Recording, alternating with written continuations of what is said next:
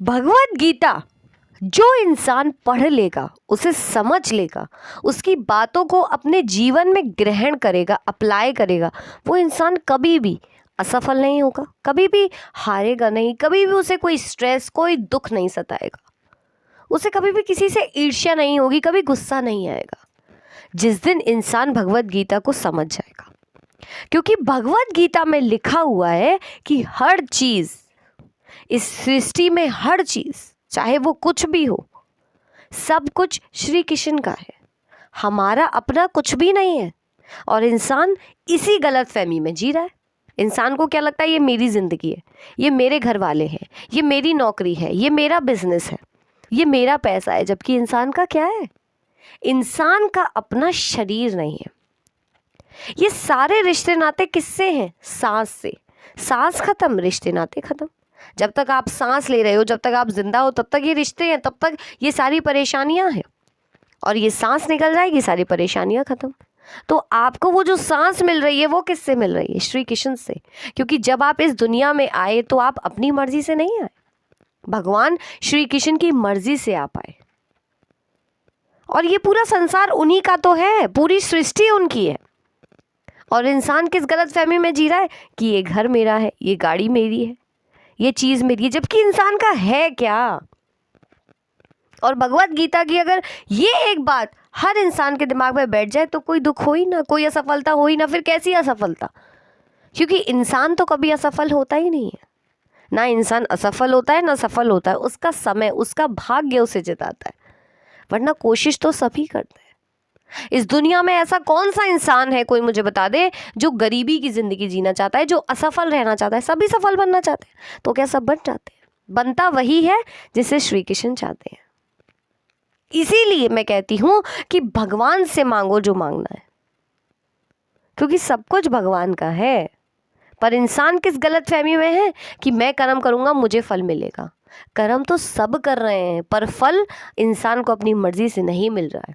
अगर फल सबको इंसान की मर्जी से मिलने लगे तो इस दुनिया में कोई गरीब ना रह जाए, कोई भी छोटा व्यापारी ना हो, कोई भी छोटी नौकरी वाला ही ना हो। क्योंकि कौन चाहता है छोटी नौकरी करना, कौन चाहता है किसी की सुनना। इंसान की मजबूरियां, इंसान की परेशानियां, इंसान के हालात उसे सुनवा देते हैं। पर जिस दिन इंसान इस सच्चाई को समझ जाएगा कि सब कुछ श्री कृष्ण का है, चाहे वो पैसा हो, चाहे वो नौकरी हो, चाहे वो व्यापार हो, चाहे वो कोई गाड़ी हो, चाहे वो कोई तुम्हारा अपना सपना हो, सब कुछ श्री कृष्ण का है, तो भगवान की मर्जी होगी, वो तुम्हें देंगे। तुम्हें सिर्फ कर्म करना है। पर इंसान क्या करता है, कर्म के साथ साथ फल की अपेक्षा भी खुद ही करता है कि मैंने ये कर्म किया है तो मुझे यही फल मिलना चाहिए। मैं ये नौकरी कर रहा हूँ या कर रही हूँ तो मुझे इतना पैसा मिलना चाहिए। जबकि ये सब चीज़ें हम डिसाइड नहीं करते।